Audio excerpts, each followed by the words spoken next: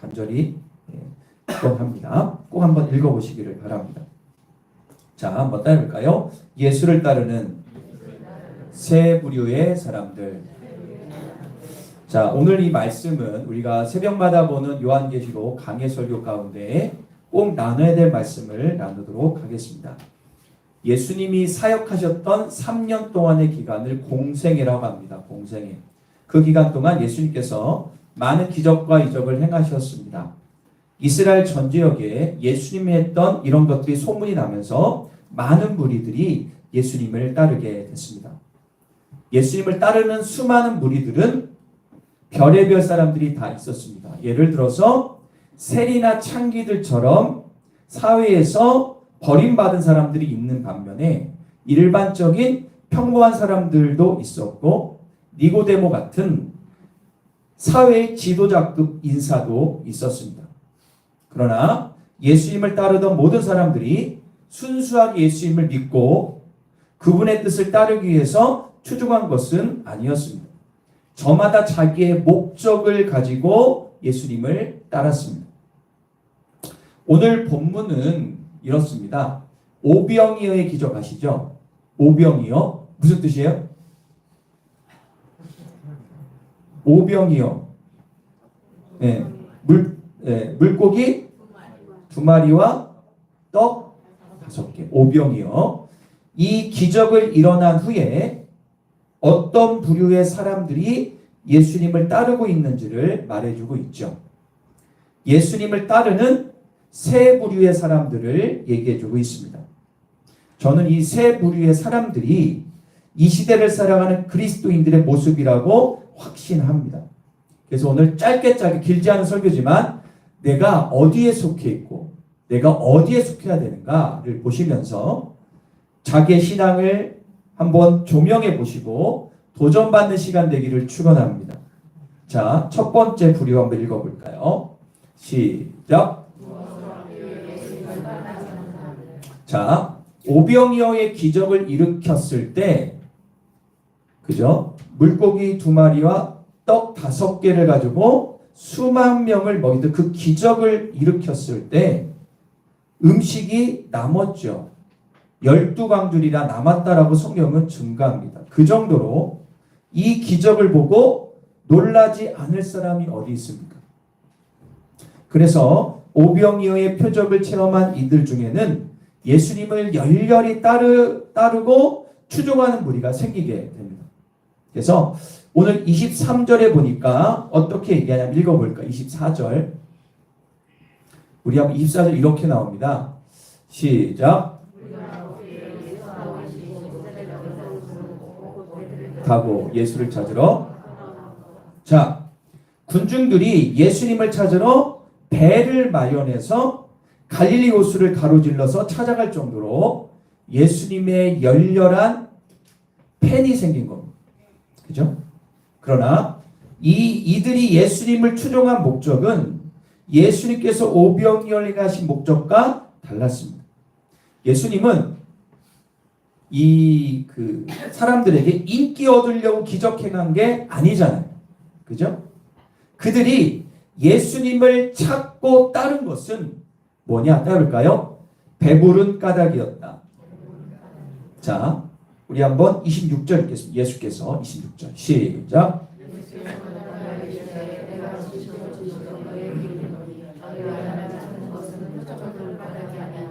떡을 먹고. 자, 이 사건 전에 뭐가 있다고 그랬죠? 오병이의 기절, 두 사람들의 배를 다 채워줬어요. 너희들이 나를 따른 것은 떡을 먹고 뭐한 까닭이다? 배부른 까닭. 예수님이 기적 보여주신 이유가 뭘까요? 제가 새벽마다 말씀드리는데 요한복음을 기록한 목적은 하나님의 아들 예수님을 믿게 하려고. 그러면 예수님이 이런 기적 행한 이유는 뭐예요? 예수님 자신을 믿게 하려고 행한 거라는 거예요. 할렐루야. 자, 이렇게 영적 의미가 있는데 그들은 자신의 배들을 채워주기를 바란 거죠. 더 많은 걸 채워주기 바란 거예요. 요주로 바꾸면 물질의 넉넉함, 질병 치유, 사업 번성, 문제 해결 등의 육신의 배부름만을 그들은 생각하고 예수님을 쫓은 겁니다. 그들은 자신의 필요를 채워주고 만족만 주면 예수가 아니더라도 다른 사람이더라도 미련 없이 그 사람 따라갈 사람들이에요. 예수님이 행하시는 능력에만 관심이 있지 예수님이 누구신지 왜 이런 기적을 행하시는지에 대해서는 관심이 없어요. 예수님이 행한 능력. 정말 이들에게는 예수님이 믿음의 대상이 아니라 자기의 부족함, 내가 원하는 걸 채워주는 거예요. 도구에 불과합니다. 그래서 저는 보통 이걸 어떻게 이야기하냐? 알라딘의 진이다. 주님께 무엇을 얻기 위해 따르는 자들은 다음과 같이 예수님께 또 요구를 합니다. 자, 30절 현대인의 성경 읽어보겠습니다. 30절 시작. 믿을 수 있도록 당신이 보여줄 만한 기적이 무엇입니까? 당신이 무슨 일을 하겠습니까? 자, 이게 무슨 얘기? 이건 무슨 얘기냐면 당신을 믿을 만한 더 큰 기적이 인지하라는 거예요. 무슨 얘기냐? 오병이어보다 더 큰 기적 행하면 내가 당신 믿겠다라는 거예요. 이게 무슨 얘기죠? 이게 인간의 이 기본적인 이 욕망과 욕정이죠. 이런 얘기입니다. 인간의 전형적인 자기 만족, 자기 감정에서 나온 자기 욕망에 만족 추구하는 거예요. 그런데 분명한 사실이 뭐냐? 예수님이 만약에 오병이어보다 더 큰 기적을 행했어도 이들은 예수님 안 믿었습니다. 이들은 예수 믿는 게 목적이 아니라 예수님의 손에 있는 능력을 본 거예요. 예수님이 누군지 관심도 없어요. 오직 그 능력. 우리들에게도 이런 신앙의 모습이 있지 않은지 살펴봐요. 자, 한번 해볼까요? 왜 예수님을 믿는가? 여러분도 예수님 왜 믿습니까? 왜 믿어요? 여기 있는 이 무리들처럼 내 배를 채우기 위해서, 내가 원하는 것 얻기 위해서 믿고 있지는 않은지 한번 돌아보기를 원해요. 자, 응답받고, 치유받고, 문제 해결받고, 그죠? 이러면 예수 간절히 믿고, 응답 없고, 치유 없고, 해결 없으면 시험 들고, 예수님에 대해서 불신하는 모습은 있지 않습니까? 여러분들, 내 문제 해결 안 된다고 예수님이 없는 거예요? 내 문제 해결 안 되고 내가 힘들고 내가 자꾸 이상하면 예수님에 대한 예수님이 없는 거 아닙니다. 이거는 태양을 내 손으로 가리는 꼴입니다. 하나님은 지금도 살아계시고 앞으로 살아계세요. 나는 죽어도 주님은 영원한 분이에요. 그런데 왜 자꾸 이런 마음이 드냐? 여러분들은 예수님을 도구로 생각합니다. 내가 예수 믿는 목적이 주님 손에 있는 그 능력만 보는 거예요. 저 이거 해결해 주세요. 그것도 신앙의 일부분이지만 그것만을 믿고 예수를 믿는다? 자기 신앙을 한번 재고해 보시죠. 여러분들 2024년도 어떻게 지내셨어요? 그리고 2025년도 여러분 기도 제목 무엇입니까? 제가 여러분들 기도 제목과 이런 말씀카드를 다 적어놨는데 보니까 내가 원하는 거 기도가 나쁜 건 아니에요. 그런데 너무 안타까운 게 한 가지가 뭐냐면 모든 기도 제목은 자기의 육신에 관련된 것과 거의 90%. 하나님 건강하게 해주세요. 내 자녀 이거 하지 말라는 얘기가 아니라 그런 기도 제목만 간뜩 있지 내가 주님을 좀 닮기를 원합니다. 예수님 말씀에 순종합니다. 이런 기도 제목 거의 없어. 제가 여러분들 잘못됐다는 얘기가 아니라 내가 믿음 생활하는 이유가 뭐냐는 거예요.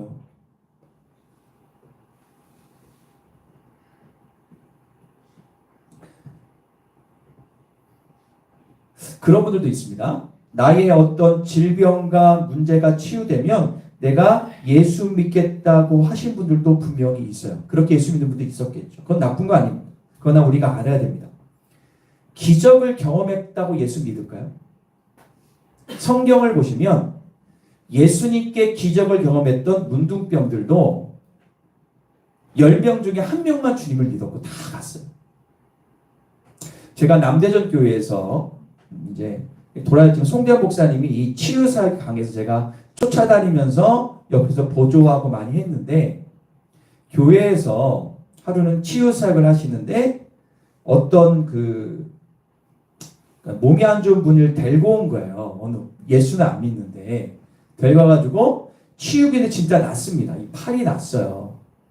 그래서 너무너무 기쁘잖아. 그래가지고 목사님 감사, 내 교회 꼭 나오겠습니다. 예수님 살아계십니다. 했는데 그 다음 주 나왔을까 안 나왔을까? 안 나와. 사람의 마음이 얼마나 각박한지, 내 몸에 어떤 기적을 경험해도, 병원에서 목진 것을 경험해도 예수님께 안 나온다니까.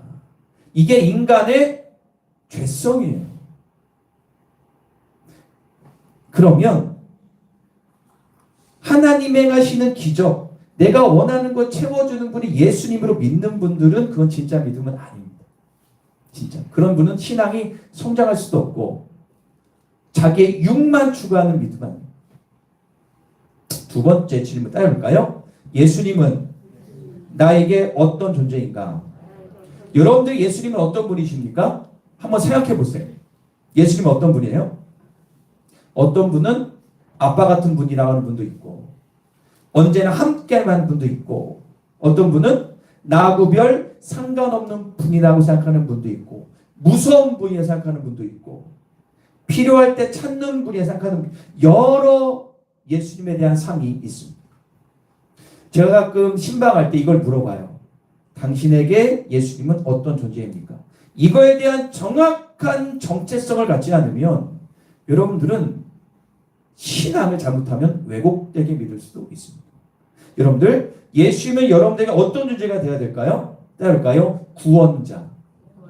나는 지옥 자식밖에 될 수 없는데 예수 그리스도께서 이 땅에서 죽으심으로 나를 구원했던 구원자가 돼야 돼요. 구원자의 뜻은 뭐냐냐? 내 삶의 임금과 구주로 그분을 모셔서 내 삶의 주인이 나에서 누구로 바뀌었다? 예수로 바뀌었다라는. 할렐루야. 예수님은 우리 인생의 수단이 아니라 목적이 돼야 될 줄 믿습니다. 저는 그렇게 생각합니다. 안 하는 것보다 낫다. 즉, 기도할 때 내가 원하는 것을 구하지 않는 것보다 구하는 게 낫지만, 여러분들이 계속해서 그렇게만 살면 나중에는 예수 그리스도를 온전히 믿는 구원자로 섬기기가 쉽지 않습니다. 제가 예전에 금요일 때 몇 번 말씀드렸는데, 내가 신앙이 체험을 위주로 한 신앙과 말씀을 위주로 한 신앙은 나중에 천지 차이가 됩니다. 이거는 세 번째 또 말씀드릴게요. 그러면 사랑하는 여러분, 내가 원하고 바라는 것들을 들어주는 주님, 그거보다 나를 구원하시고 내 길을 선한 길로 이끈다라는 그 믿음을 가지고 신앙생활하는 게 진짜란 사실입니다. 무엇을 꼭 봐야 믿는다? 성경 얘기합니다. 야, 너는 보고 믿니? 보지 않고 믿는 믿음이 진짜라고 말씀하고 있습니다. 지금 예수님을 따르는 대부분의 무리들은 예수님의 손에 있는 능력만 보고 믿는 것이 얼마나 주님이 마음이 어렵겠어요. 저는 여러분들이 이런 믿음의 모습들이 다 벗어지기를 간절히 축원합니다. 한 가지 말씀드리고, 제가 옛날부터 목회하고 성도들을 대하면서 가장 마음이 아픈 건 뭐냐면, 내가 예수 믿고 기도해서 응답을 계속 받다가 어느 문제 가운데 응답이 오지 않고 공백기가 길어져서 신앙을 떠낸 사람들이 너무 많이 봤어요. 예전에는 내가 기도 응답을 줬는데 이번에 응답이 없네. 그러면 시험이 들고 교회 멀어져. 왜 그런 거죠? 예수님의 손에 있는 능력만 본 거예요. 우리가 그런 예를 들은 거죠. 여기는 최욱현이 있는데, 여기는 최건우, 최태호가 있는데, 얘들이 아빠를 사랑하지 않고 아빠가 해주는 어떤 장난감 사주고 돈 주고 이런 것만 바란다면 그게 부모와 자식 간의 관계입니까? 아니잖아요. 근데 우리가 그 꼴이야. 하나님 우리 영혼의 아버지인데 아버지 마음도 모르고 예수님이 뭐 좋아하는지는 모르고 그냥 주님의 손만 본다면 그 관계가 형성이 되겠어요? 여러분들 그 믿음까지 가기를 간절히 축원합니다. 일단 두 번째 넘어가겠습니다. 2번 시작. 자, 공적을 세워야만 한다고 믿는 사람들이 있습니다. 예수님께서는 무리들이 배부른 까닭에 자신을 찾는 것을 아시고 영생에 관심을 갖도록 가르치시는데 27절입니다. 시작.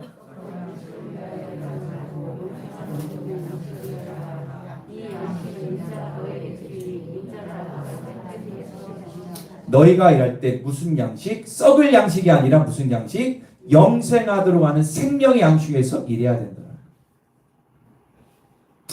여러분들 썩을 양식 당연히 우리가 먹고 살아야 되겠어 이랬지만 우리가 세상에 일을 할 때 썩을 양식 즉 나의 삶 가운데 육신을 위한 양식을 위해서만 일하면 안 된다는 것을 얘기하고 있습니다.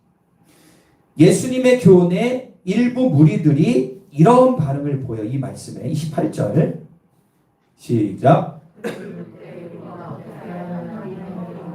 자, 예수님이 생명의 양식을 일하라고 하니까 이렇게 묻습니다. 그러면 우리가 어떻게 해야 하나님의 일을 할 수 있습니까?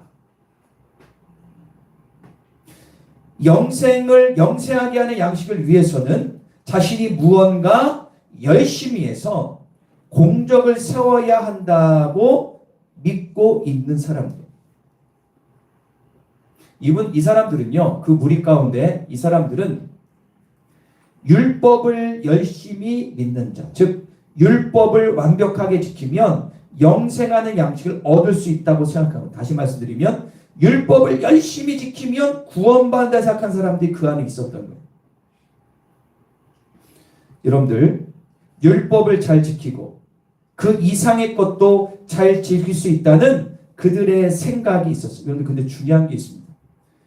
내가 말씀을 완벽하게 지키고 살아간다, 그런 마음으로 사는 사람들의 대부분의 특징은 뭐냐? 교만한 마음이 들어갈 수가 있습니다. 열심히 하면 믿음 좋은 사람이고 열심히 하면 인정받는 사람으로 생각하는 사람들, 자신처럼 율법을 지키지 않으면 비난하고 정죄하는 사람들, 자기 의가 있는 사람들. 우리들은 종종 이런 우를 범합니다. 특별히 교회에서 열심히 교회 다니고 교회 사명을 감당하는 분들 다 복되지만 혹시나 해서 말씀드립니다.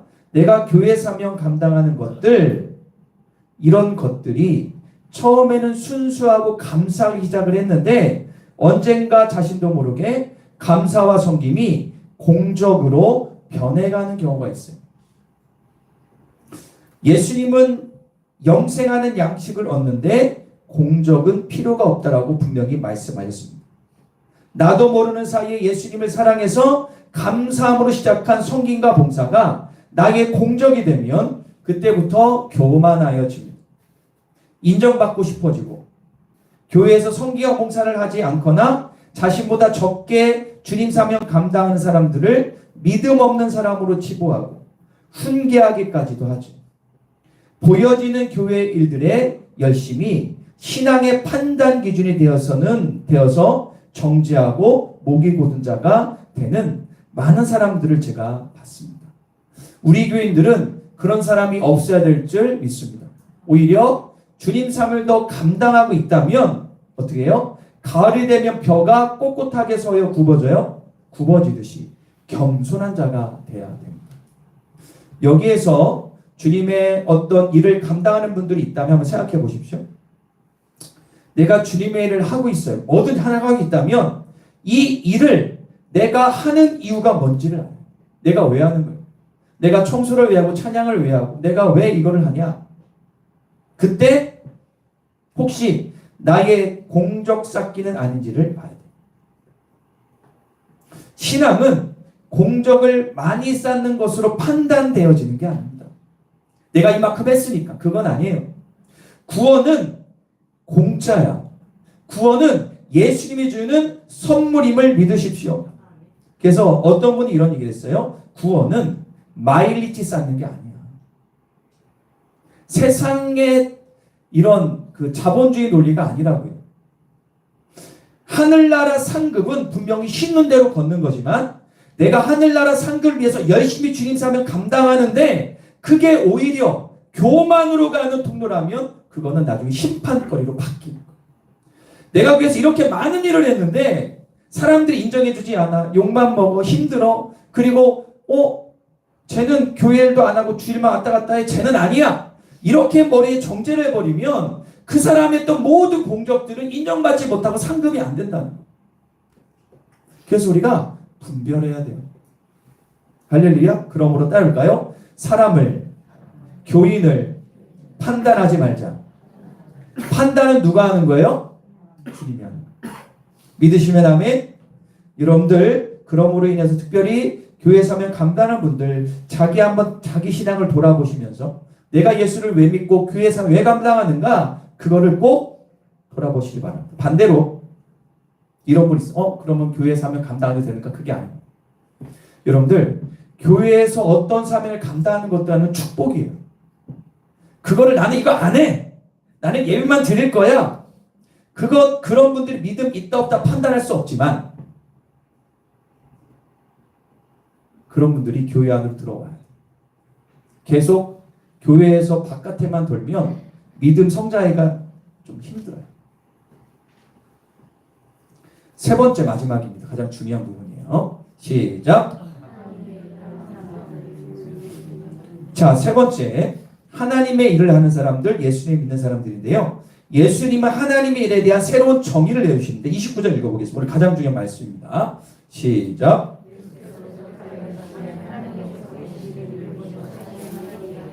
자, 영생의 복, 구원의 복을 누리기 위해서 해야 될 하나님의 일은 한 가지밖에 없다. 뭐라고 나오죠? 예수 그리스도를 뭐하는 것? 그러니까 하나님의 일하는 것은 예수 그리스도를 믿는 것이 하나님의 일을 하는 거라고 말씀하고 있어요. 그래서 사도 요한은 영생을 다음과 같이 정의합니다. 요한복음 17장 3절 시작.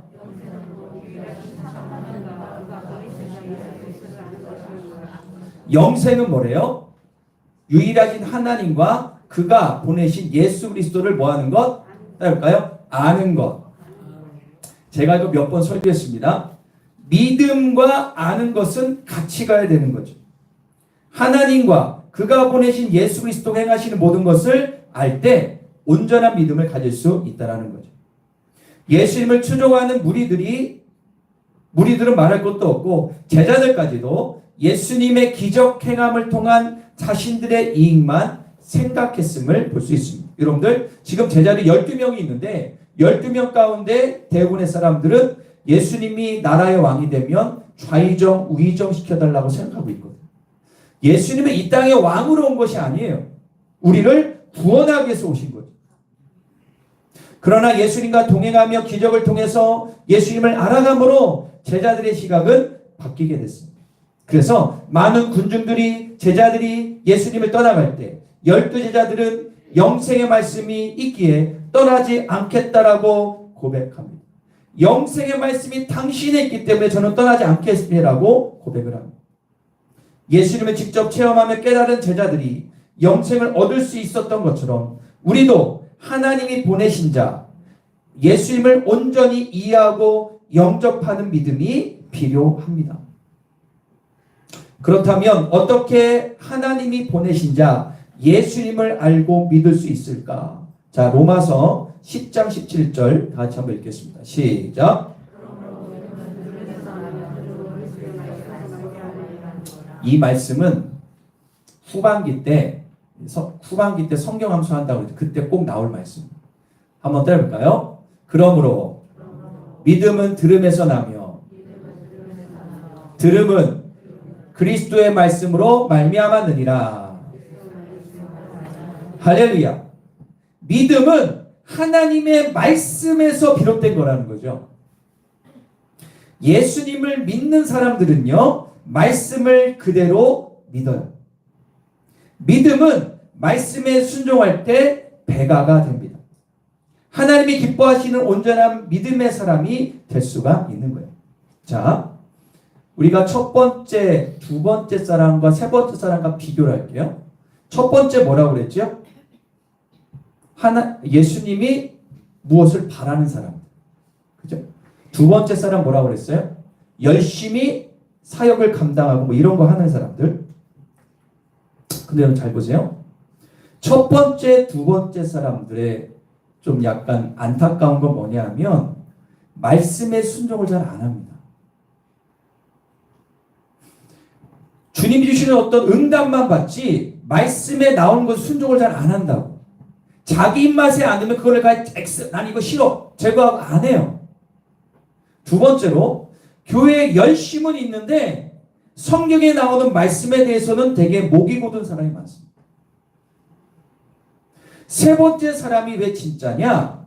믿음은 말씀 순종과 비례해요. 믿음이 많은 사람일수록 말씀에도 순종하려고 몸부림치는 거예요. 여러분 잘 보세요. 교회에서 어떤 일을 많이 해. 그리고 뭐 이분이 권사, 장로, 안수집사야. 그랬다고 믿음 좋은 게 아니라 그 사람이 말씀에 순종하고 있는 그걸 보셔야 된다니까. 그게 진짜인 거예요. 속으면 안 돼. 다시 한번 해볼까요? 믿음은 말씀 순종. 이거하고 반드시 이 꼴입니다. 그럼 여러분들 여기 믿음 잘 오래 하신 분들, 새가족들, 청년들 다 보세요. 나의 믿음은 체크할 때 말씀에 순종하고 있는지를 보시면 그 믿음을 알 수가 있어요. 그런데 여러분들 믿음에도 세 가지 부류가 있어요. 첫 번째는 말씀을 한 귀로 듣고 한 귀로 흐르는 사람들.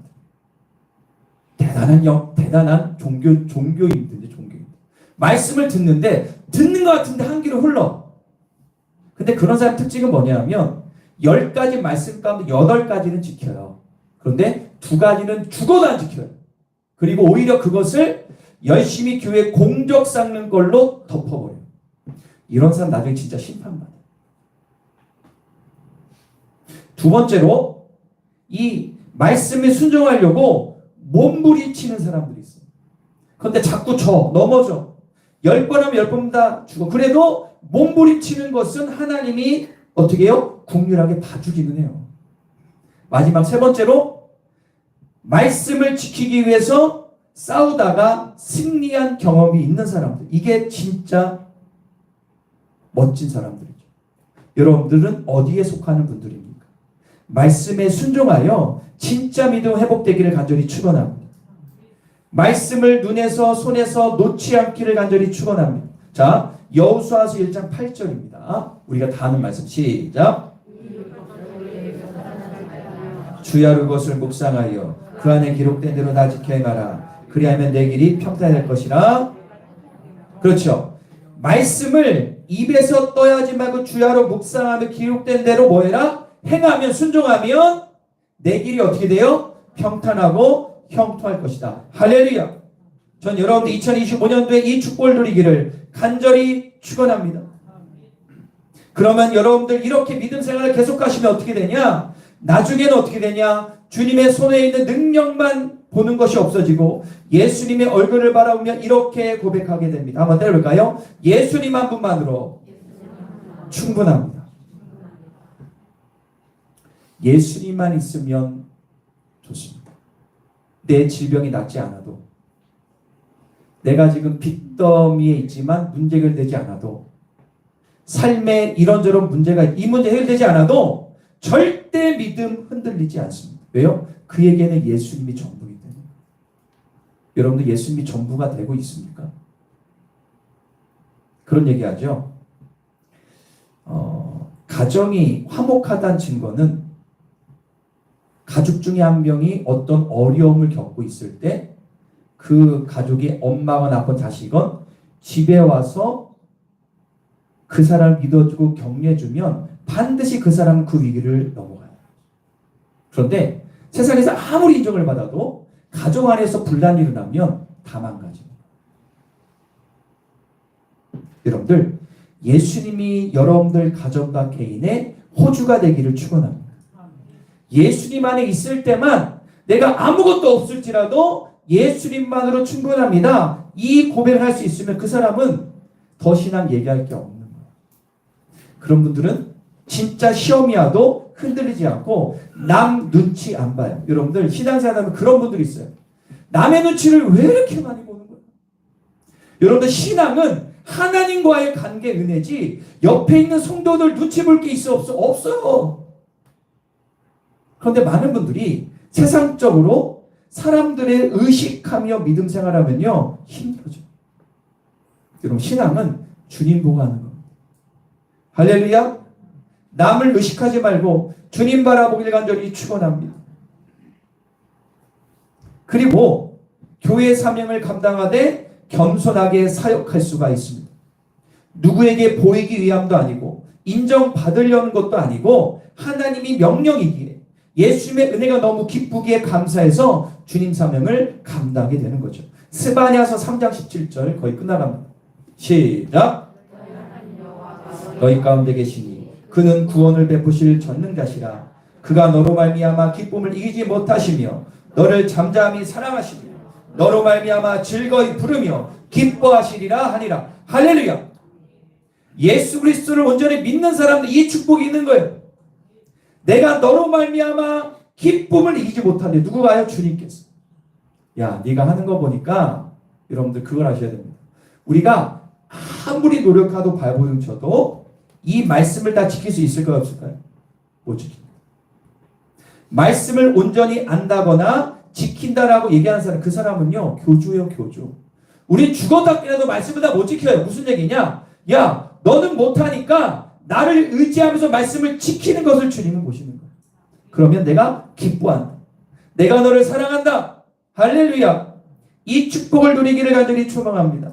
여러분들 그렇게 주님만을 기쁘게 하면 하나님이 그 사람 축복을 안 줄 수가 없잖아요.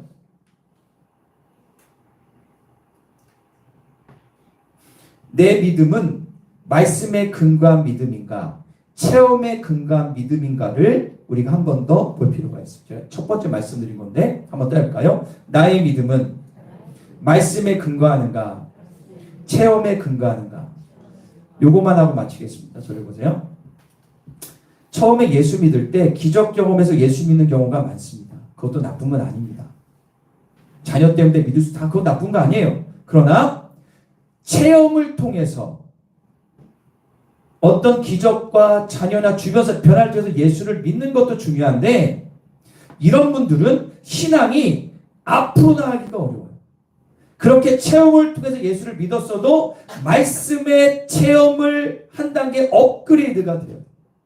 말씀을 내가 듣고 말씀의 능력을 경험해서 믿는 것이 진짜 믿음이에요. 그래야 흔들리지 않습니다. 그래서 여러분들 이번 연도 표어가 말씀과 기도가 현실이 되게 하는 겁니다. 일단은 주일 예배에 사모하셔서 말씀 듣고 은혜 받기를 축원합니다. 그리고 그 말씀으로 일주일을 승리하기를 축원합니다. 나는 예수님 한 분만으로 충분한가? 말씀을 정리하겠습니다.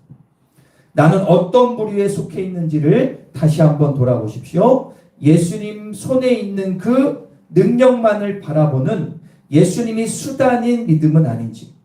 두 번째로 나의 열심으로 사명을 감당함으로 어느 순간 자신도 모르게 교만해져서 자신의 공적을 자랑하고 남을 정죄하는 무리는 아닌지.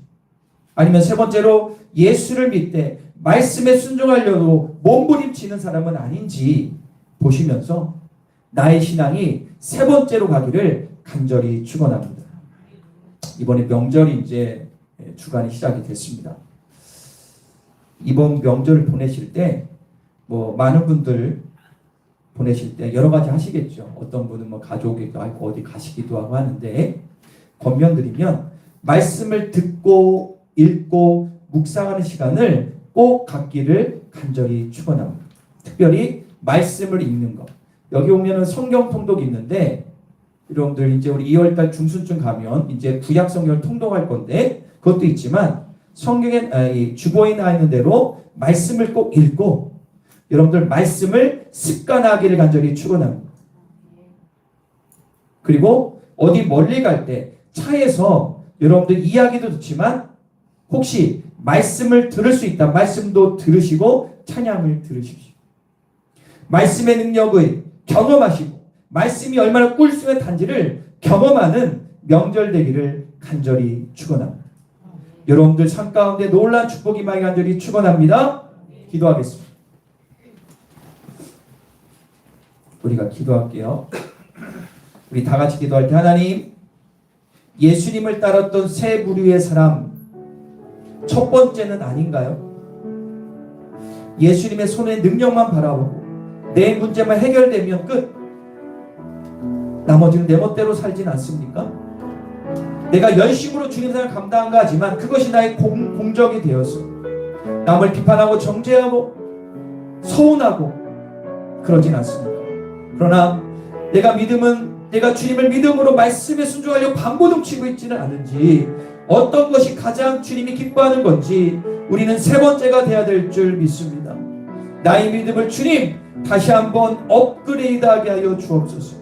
이번 명절 말씀 가운데 거하는 자가 되게 하여 주옵소서. 친인척들 가운데 본이 되게 하시되 정말로 주님의 모습을 보여지는 모습이 될 수 이끌어 달라고 여러분들이 다 같이 기도하겠습니다. 주님 아버지 감사합니다.